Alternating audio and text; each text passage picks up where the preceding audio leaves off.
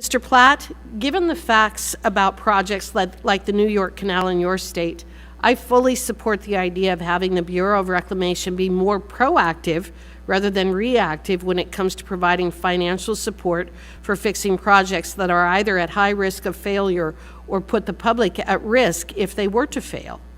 You state in your testimony that if H.R. 6107 were enacted, it would help your district correct deficiencies in the project on an accelerated timeline and lessen the risk of failure through such financial support. In my home state of Wyoming, we had a tunnel collapse a couple of years ago that cut off water to tens of thousands of acres of producing farms and ranches during the growing season in both Nebraska and Wyoming, and a disaster that possibly could have been prevented if such an approach was used by reclamation prior to that collapse. Just last summer, we had a failure of a portion of the interstate canal, flooding area fields and shutting down the canal during the irrigation season, again affecting farmers and landowners in both Wyoming and Nebraska. Public law contains similar authority for reclamation to use in these emergency situations, providing up to 35% non-reimbursable funding from the aging infrastructure account to prevent failures. Mr. Platt, do you believe that reclamation should be more proactive with the emergency extraordinary maintenance provisions that are currently in law to prevent such disasters from happening? Chairman Bentz, Congressman Hageman, I absolutely agree with that. And what we believe is the bill will offer the opportunity to sort of untie the Bureau's hands on some of this.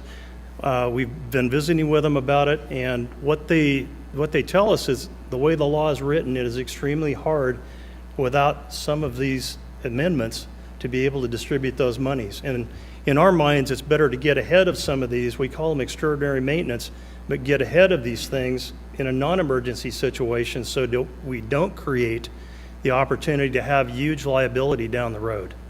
Well, I agree with that. I'm a water lawyer and have been practicing in Wyoming and Nebraska for many years, so understand the importance of the USBR infrastructure as well as the need to make sure we're getting the water to the right place at the right time.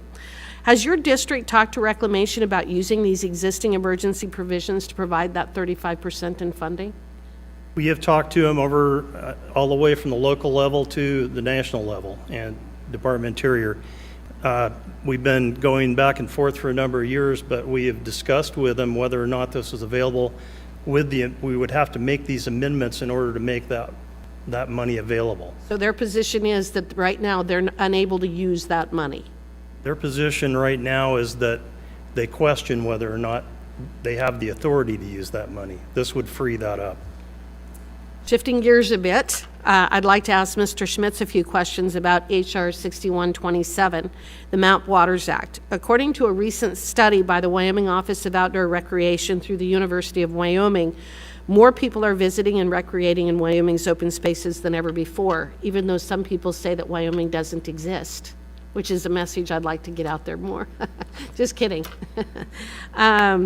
Increased outdoor recreation, including the use of Wyoming waters for rafting, kayaking, and angling, has led to major economic benefits and improved quality of life. And in 2021, boating and fishing contributed $43.7 million to the state's economy. Hunters, anglers, and wildlife watchers bring around $1 billion into the state each year.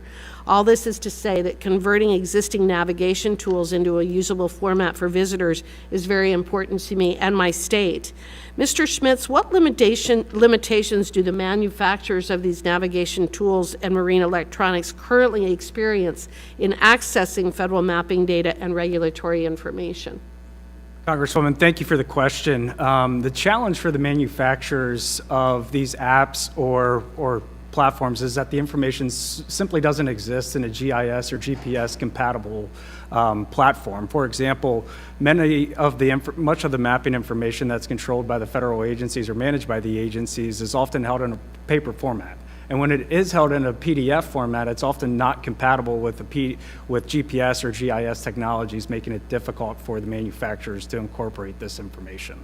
So then how would this digitized information translate into a usable format for the average angler, boater, hunter, or visitor? Congresswoman, the simple answer is being able to have this information at your fingertips and in your palm when you're in the field or in the water, being able to pull up your smart device and leverage this technology and know exactly where you are, roughly within 9 feet or so, where you're standing in a body of water or on your boat. But the important part is just having this information in real time and up-to-date formats. Okay, well, thank you. I appreciate that information, and I yield back. And I will invite other people. I will welcome people coming to Wyoming and recreating.